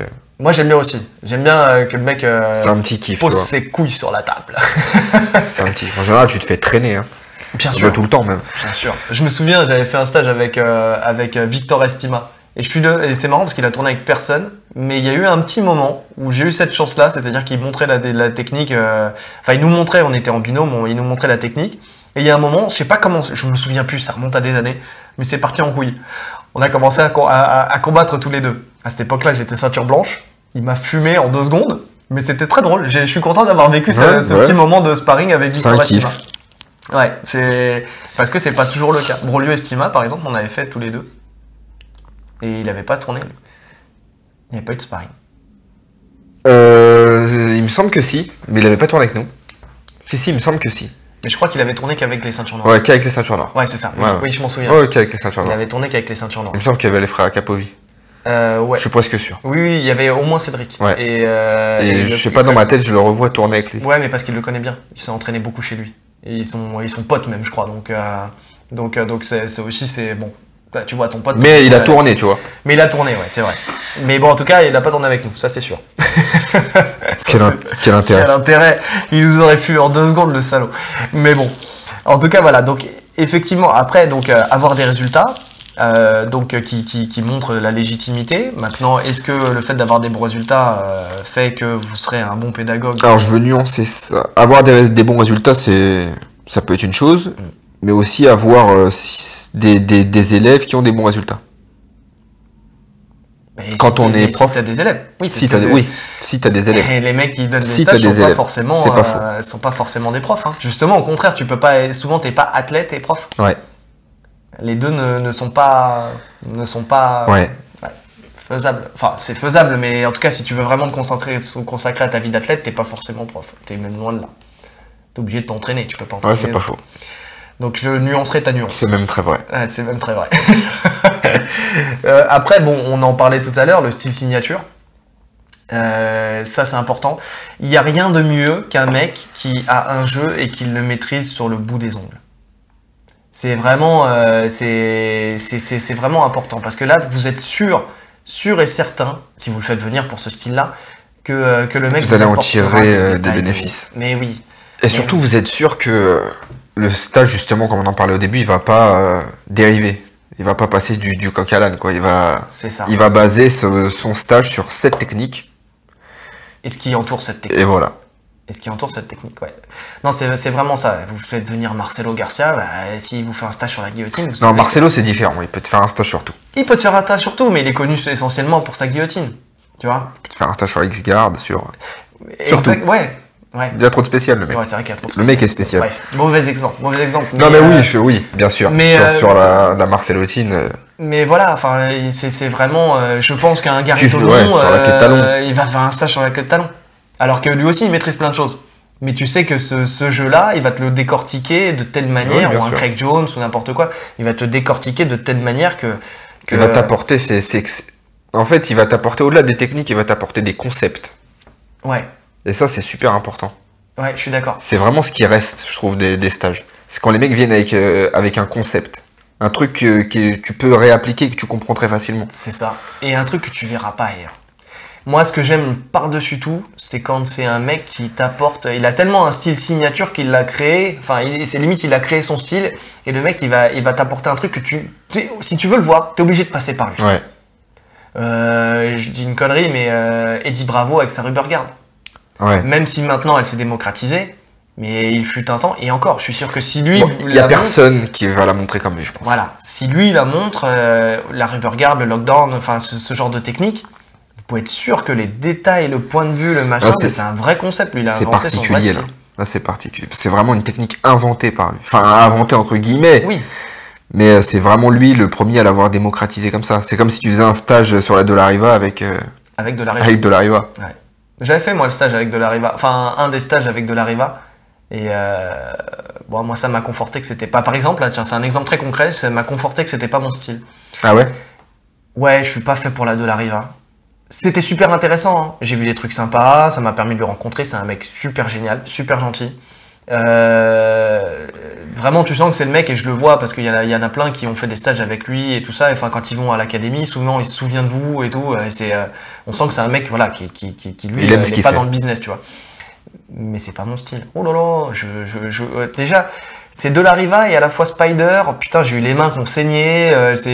J'ai eu mal aux doigts. Moi, j'ai pas le grip pour ça. Déjà, moi, le concept de la Spider. Alors, j'adore. C'est très beau à voir. C'est très efficace. Les mecs qui la maîtrisent, c'est parfait. Mais alors moi, psychologiquement, me dire que c'est moi qui crée la tension qui me fait mal aux doigts avec mon pied. Ouais. J'ai du mal avec ça. Je suis là, je pousse le bras très fort pour venir contrôler en tirant, et je me dis que la tension que je sens sur les doigts, c'est pas mon adversaire qui me la met, c'est moi-même. Ouais, non. Ah, puis quand je vois en plus la gueule des mains de mecs qui ont ce style-là. Ouais, reste en demi-garde, c'est mieux. Non, c'est un boulier le bordel. À chaque phalange, j'ai une boule. Non, je peux pas. C'est pas mon style. J'ai pas le concept, j'ai pas les doigts pour ça. Je sais pas, je suis trop fragile. Je pense que je suis trop fragile. Donc le stage avec De La Riva, c'était un bon stage. C'était un bon stage. Mais c'était pas ton style. C'était pas ton jeu. C'était blindé. Ouais. C'est-à-dire que là, pour le coup, quand je dis que c'était blindé, c'était même pas sur le fait que le mec il passait pas vous voir. Déjà, il avait pas la capacité de venir voir tout le monde parce que c'était vraiment trop blindé. Et en plus de ça, putain, on se marchait dessus. Tu faisais Ça, une technique, oh là là. Ça, c'est désagréable. Oh non, mais t'es là, t'es en train de faire ta technique, tu renverses le mec, boum, tu te prends un talon, tu te prends une tête, tu te prends un machin. T'arrivais pas, t'étais dans un mouchoir de poche. C'est des techniques qui demandent quand même c'était beaucoup de renversement. Donc ça demande de rouler. De l'espace, ouais. Ça demande un peu d'espace. Et ça, ouais, non, c'était un calvaire. C'était un calvaire là-dessus. Par contre, c'est vrai que bah, ça m'a permis, bon, moi après, ça m'a permis de voir des gens que j'avais pas vu depuis longtemps, ça m'a permis de rencontrer de la Riva, ça m'a permis de rencontrer d'autres personnes. Il y avait Gilles Arsène, tiens, que j'ai rencontré ce jour-là. Il y avait vraiment il y avait du beau monde et tout ça. Bon, c'était cool, j'ai apprécié. Là-bas, j'y suis allé, j'y suis allé pour la photo, j'y suis allé pour. C'était vraiment, voilà, et puis c'était organisé par quelqu'un que j'apprécie beaucoup, c'était avec David Pierre-Louis. Puisque c'était le NCU qui organisait ce stage.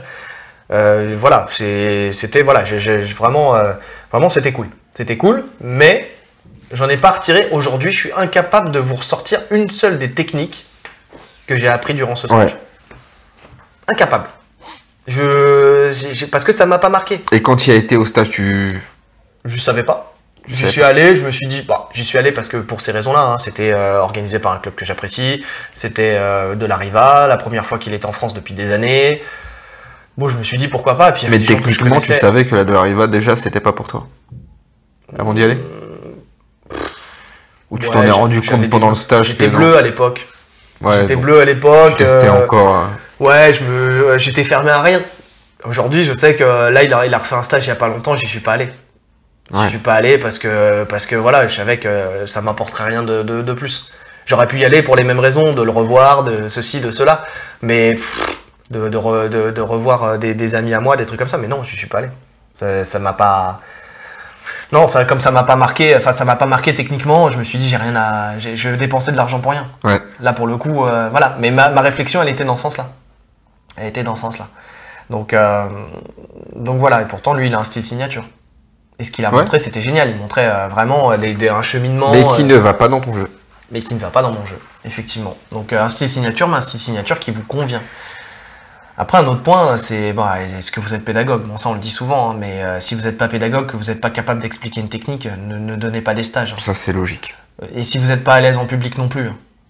Enfin, quand vous êtes face à 10, 15, 20, 30 personnes et que vous n'êtes pas à l'aise pour parler en public, vous allez transpirer. Hein. Vous allez transpirer, ouais.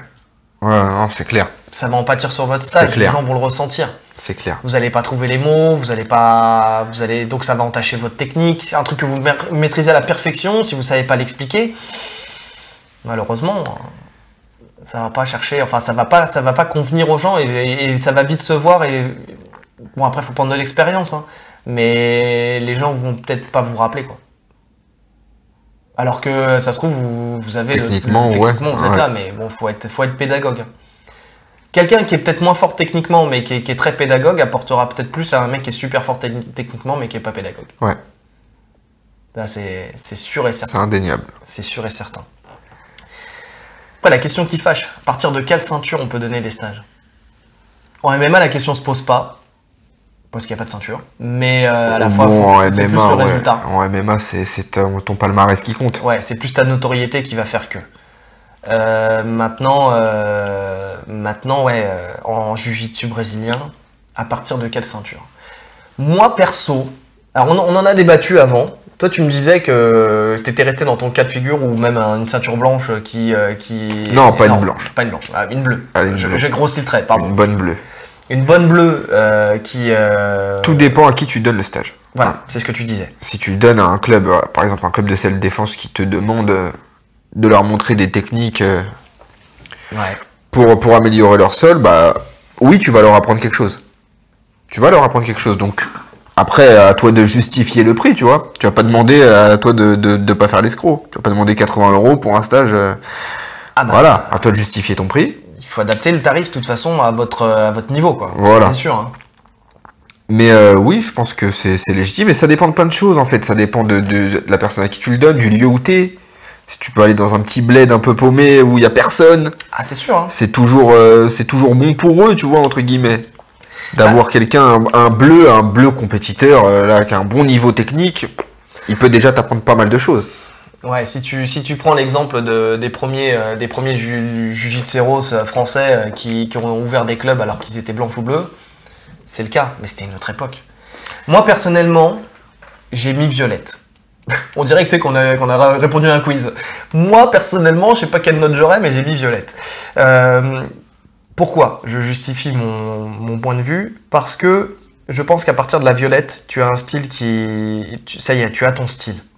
Tu vas le peaufiner jusqu'à la noire, mais tu as vraiment un style. Je pense que t'es blanche-bleue, t'es dans une découverte. T'es dans du grossier. Alors effectivement, je suis d'accord avec toi. Tu peux montrer un juji, tu peux montrer un triangle, tu peux montrer tous ces trucs-là, mais tu restes dans du vague, dans du grossier. À partir de la violette, là, tu commences à... C'est bon, tu vois le chemin. Tu vois, tout est clair dans ta tête. Il n'y a plus de doute. T'as ton empreinte dans le jujitsu. En tout cas, ton jujitsu, il est vraiment mature à partir de la violette. Je pense que tu es trop novice en blanche-bleue pour apporter quelque chose de vraiment de qualité en soi, quoi. T'as pas l'expérience pour. Et même, je vais te dire tout bêtement, c'est pas forcément sur les techniques que tu vas montrer, mais t'es toujours un mec qui va te poser une question, qui va te dire et dans ce cas de figure, et dans ceci, et dans cela, tu vois. Alors tu peux faire le mec qui dit ouais mais c'est pas le contenu du stage, c'est pas grave. Mais bon, le mec il est là aussi pour que tu répondes à ces questions. Bon, après tu me diras, ça peut t'arriver en violette. Ouais. Ça peut t'arriver en violette, mais t'as quand même une plus grosse expérience. Quand t'es en violette, t'as déjà, allez, peut-être 4 ans, 5 ans de pratique. Tu vois ce que je veux dire? Allez, admettons, si on prend blanche, 2 ans. Bleu, à peu près 2 ans. Alors, on va dire entre 2 et 3 ans à chaque fois sur chaque ceinture. Bon, tu commences à avoir quand même une certaine expérience. Alors, je suis d'accord, une fin de bleu qui va bientôt passer violette, c'est pareil, tu vois ce que je veux dire. Mais donc, je nuance, hein, je parle de bleu. Effectivement, c'est une très bonne bleue qui est pas loin d'être violette, ou si c'est une bleue compétiteur qui normalement serait violette en loisir et que ceci, cela, ça c'est différent. C'est de la marge. C'est de la marge. Mais je pense que pour une globalité, à partir d'une ceinture violette, quand même, t'as quand même vu pas mal de choses. Hein. T'as quand même une expérience qui fait que ça y est, Qu'est-ce qui différencie une violette d'une noire? C'est pas la technique, c'est l'expérience. Enfin, tu vois, techniquement, t'es mature à la violette. Tu connais le même nombre de techniques presque entre une violette et une noire, tu connais le même nombre de techniques.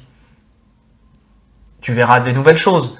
Mais disons que le gap technique, on peut plus parler en termes de gap technique entre la violette et une noire. Ah, c'est des détails. Voilà, ça joue sur du détail, sur un petit positionnement, un petit machin, de l'expérience. Par contre, entre une blanche et une violette, là, c'est clairement de la technique. On n'a pas tout vu, tu vois. Je pense qu'à partir de la violette, on est pas mal. On est pas mal. Après, ça ne veut pas dire qu'il faut que vous freiniez. Hein. Effectivement, il y a des cas de figure où vous pouvez, si vous êtes moins, mais après, c'est de l'honnêteté avec vous-même aussi, c'est ce qu'on disait. Est-ce que votre bleu est assez éprouvé pour pouvoir donner un stage? C'est à toi de le sentir. C'est à toi de le sentir. Ouais. Ouais, non, mais je suis d'accord. Même hein, dans l'explication d'une technique, hein, quand tu es dans l'apprentissage, à partir de la violette, je sais pas, je trouve que tu maîtrises tellement bien tes techniques, entre guillemets, que tu peux les expliquer plus facilement, quoi. Ouais, bah après, ça, c'est pas. C'est propre à chacun, quoi. Ouais. Il y a des mecs qui n'arrivent pas à t'expliquer une technique. Ah oui. Même très gradée, hein. C'est clair. C'est clair. Qui savent la faire à perfection, mais te l'expliquer avec des mots, c'est. Tu vois, tu te mets là, bim, paf, tu passes là, ils n'arrivent pas à poser des mots. C'est vrai. C'est un truc de ouf. C'est vrai. Et d'ailleurs, ça me fait rire, il y a des mecs qui montrent des techniques. Ils parlent en langage codé, tu vois, bim, boum. Non, mais il y a des mecs qui parlent même pas. J'ai vu ça. C'était Cherigui, je crois. J'ai vu sur une vidéo où le mec, il était là, il montrait 3 variantes d'une technique. Oui, je l'ai vu. C'est ça. Je l'ai vu. Et le mec, c'était fait exprès. Non, mais c'est fait exprès. Mais c'est marrant de voir ça comme ça. Il est là, et il regarde. Alors, je peux pas vous le mimer parce qu'on est en podcast, mais il est là, il montre avec son doigt, mais avec un air grave. Voilà. Genre, ouais, genre là, tu passes en dessous. Ta concentration, elle doit se porter là. Tu mets le bras. Après, il montrait avec son regard. Mais c'était drôle de voir ça comme ça. Et j'ai déjà connu aussi certains profs qui font ça comme ça, qui pour certaines techniques font ça. Ils parlent pas. C'est déstabilisant. C'est très déstabilisant. Ouais. Tu te dis, alors est-ce qu'il fait ça pour que justement il accentue plus le fait de regarder à cet endroit-là et que la personne soit moins concentrée sur sa parole? Je ne sais pas. Mais en tout cas, c'est déstabilisant. Et effectivement, il y a les autres qui parlent en onomatopée. T'as l'impression d'être dans un cartoon. T'es là, c'est bim, bam, boum, pif, pouf, là, hop, tu mets le bras, clac, hop, swing. Ouais. Il parle en hashtag. Il parle. Il parle en hashtag. Non, oui, non, c'est compliqué, effectivement. Bah, on en revient, c'est pas parce que t'es bon technicien que t'es bon pédagogue, mais en tout cas, oui, c'est compliqué. Non, c'est vrai, je te l'accorde. Mais oui, mais ces personnes-là, voilà, est-ce qu'elles vont d'elles-mêmes donner un séminaire? Je ne sais pas. Ouais, bah après ça revient avec le fait d'être honnête avec soi-même. Ouais. Ah, peut-être que le mec il se croit super chaud avec son bim bam. Mais peut-être que le mec est très fort. Donc entre guillemets, il peut se dire j'ai quelque chose à apporter parce qu'il a vraiment quelque chose à apporter, tu vois. Oui, bien sûr. Mais avoir quelque chose à apporter, savoir le faire et savoir l'expliquer, ça diffère. Il y a le moment où le dialogue il est important. Ne serait-ce que quand tu vas devoir, parce que tu vas faire bim bam boum, et il y en a ça va pas leur parler. C'est très compliqué de parler en public. Hein. C'est de parler en public, ouais. Et puis même, de toute façon, quand quelqu'un va venir et va te poser la question, oui, là, j'ai pas compris, est-ce que tu peux m'expliquer? Il y a un moment, le bim bam boum, il va vite avoir ses limites. Hein. Va falloir poser des mots, va falloir changer ta méthode d'enseignement, entre guillemets, essayer de s'adapter à lui pour lui faire comprendre. C'est ça. Souvent, tu dois changer ton discours parce que le discours que tu as dit ne lui convient pas. C'est ça. C'est souvent d'une phrase à l'autre. C'est pour ça que c'est intéressant parce que ton prof, il peut te montrer un truc pendant plusieurs fois, il te le montre. Et un jour, il y a un mec qui passe au club, il va te montrer la même technique, mais la même exactement. Ouais. Mais il va te l'expliquer différemment. C'est ça. Tu vas comprendre, tu vas aller voir ton prof, tu vas dire « Ah, j'ai compris ça !» Ouais. Et ton prof, il va t'insulter parce qu'il va te dire « Espèce de tocard, ça fait 10 ans que je te montre ça. » Ouais. Et ça, c'est l'histoire de ma vie. Bah, oui, je sais, je suis bien placé pour le savoir. Oui, non, ça c'est effectivement, ça peut arriver. Et puis même des fois, le fait de mettre une image.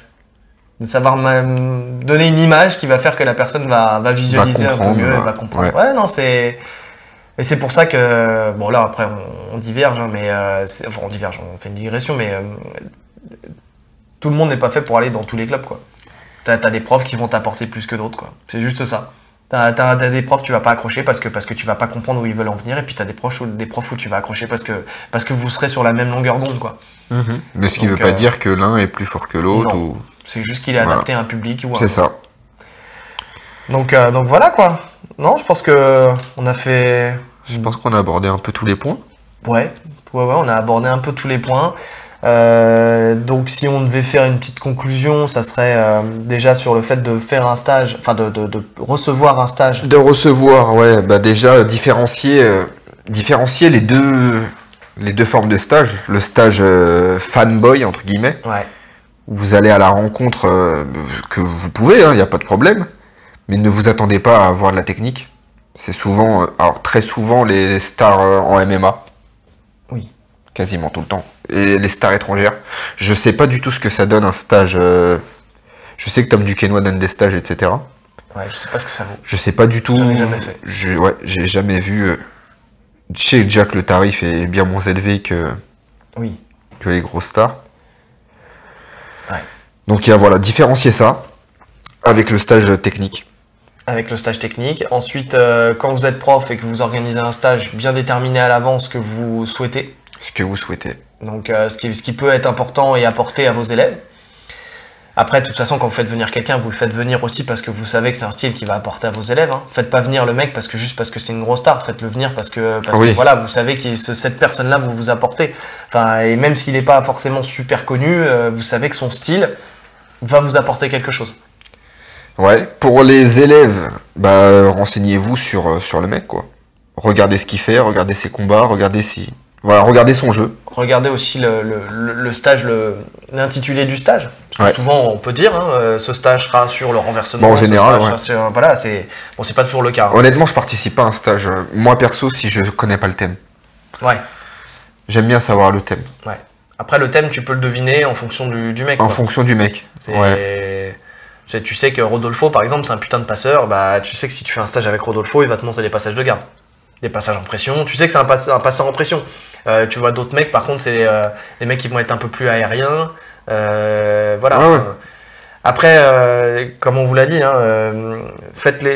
si vous voulez ou non participer à un stage, essayez de peser le pour et le contre, mais avec les bons arguments et pas seulement le tarif. Pas seulement le tarif. Sortez de ce cadre français de je ne paye pas pour quelque chose. Tout se paye dans la vie. Rien n'est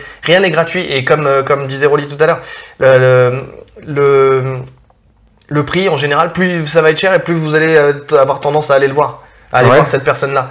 Donc c'est bien que le prix a une incidence. Si on vous fait un stage gratuit, je suis pas sûr qu'il y ait beaucoup de gens qui viendraient quand même. Ouais. Souvent, un mec qui est moins connu qui va faire un stage gratuit, vous allez pas venir. J'avais vu, tu sais, ça n'a rien à voir, mais sur YouTube, c'est toi qui m'en parlais. Il me semble que c'est toi qui m'en parlais, un mec qui faisait des formations. Oui. Et qui disait, au début je les mettais gratuites, mais personne téléchargeait. Ouais. Parce que les gens ils se disent, bah non, si c'est gratuit c'est nul. Ou en tout cas quand il les téléchargeait, il suivait pas ses formations. Ouais, parce que en fait, c'était pas assidu. Comme tu payes pas, tu t'engages pas dedans, tu t'en fous en fait. C'est ça. Et il a dit, plus je monte le prix, les gens prennent et ils sont à fond dedans. Oui. Parce que voilà, ils ont payé. Quand tu payes 700 balles pour une formation, t'es attentif à chaque mot que la personne te dit. Mais grave. Non mais c'est vrai. C'est vrai. Alors qu'il t'a mis la même formation gratuite. Oui. Tu vois, là en termes de qualité, c'était la même. Ouais, mais tu te dis si c'est gratuit, c'est que le mec il a pas assez d'expérience. Quoi. Ouais. C'est bidon. Enfin, tu dis ouais, ça va être bidon quoi. Alors non, mais on est d'accord.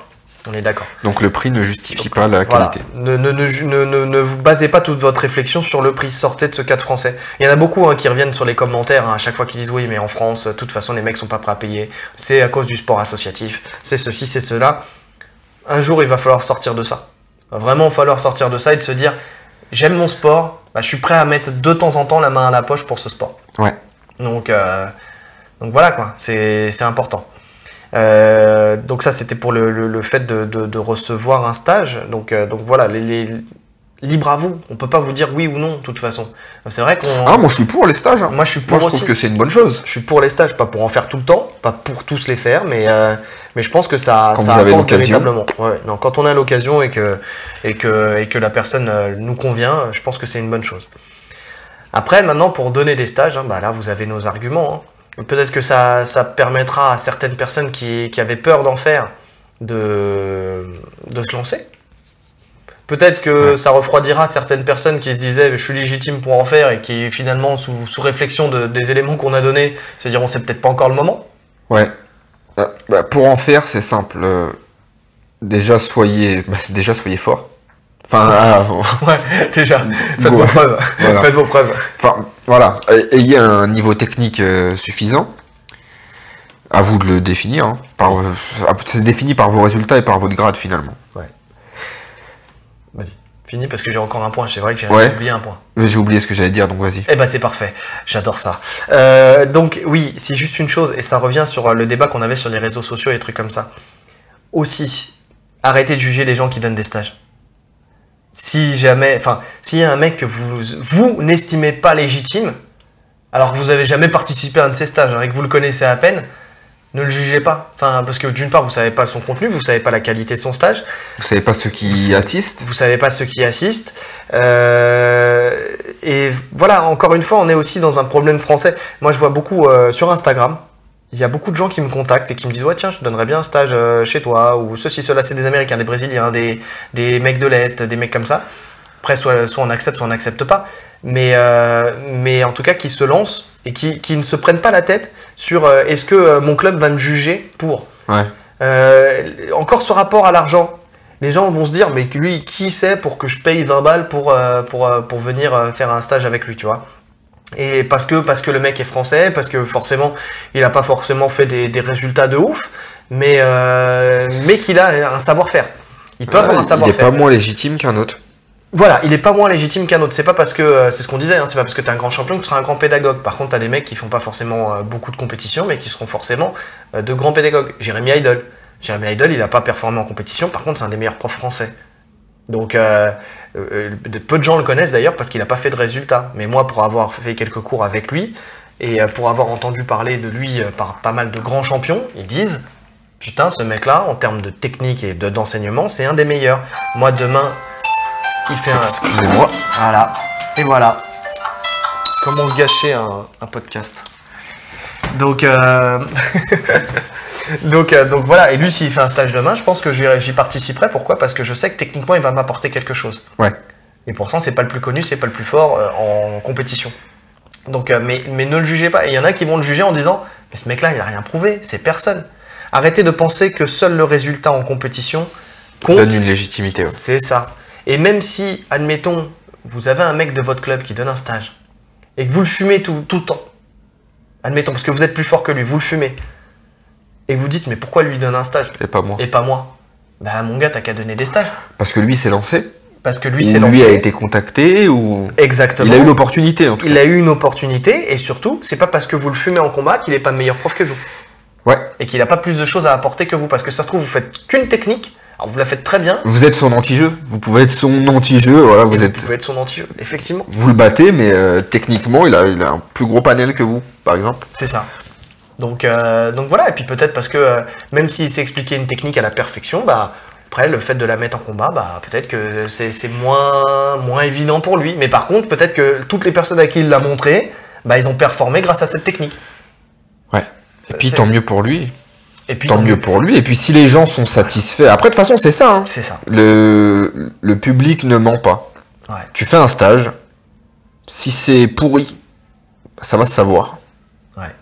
Mais si les gens sont satisfaits, ils seront satisfaits. Faites évoluer les mentalités. En France, faites évoluer les mentalités. On en revient toujours au même sujet, mais essayez de vraiment arrêter de critiquer, d'être dans la critique et plus dans le positif et d'accepter le fait que des gens veuillent faire évoluer la Ouais. discipline. Et puis, si vous vous trouvez plus légitime que la personne qui donne le stage, bah, donnez des stages. C'est ça. Donnez des stages. Voilà. Ça Ne vous fera critiquez des pas dans sous. votre coin et donnez des stages. Bah ouais. Donc voilà, il n'y a pas de secret. Mais en tout cas, allez-y, lancez-vous. Si vous pensez que vous avez la légitimité, si vous avez les opportunités, lancez-vous. Et surtout, vous allez créer des vocations, vous allez créer des envies et vous allez faire grossir notre discipline et la faire évoluer.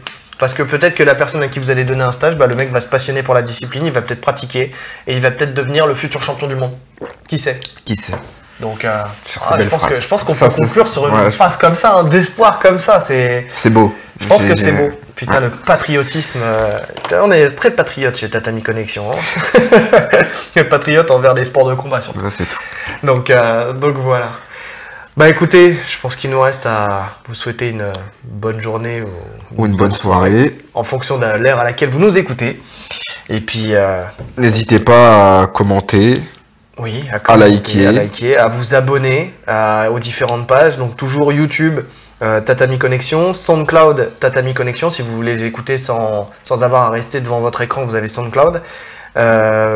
Donnez votre avis si vous êtes d'accord. Donnez Pas votre avis, d'accord. likez. On est content parce qu'on a eu quand même des choses positives, on a beaucoup de likes. Je crois que de tous les podcasts, on a eu un dislike. Ouais. Et on commence à avoir aussi des commentaires sur YouTube. N'hésitez pas, faites vivre les pages. Abonnez-vous aussi à notre Facebook. Tatami N'hésitez Connexion, pas aussi Instagram. si vous avez un sujet en tête.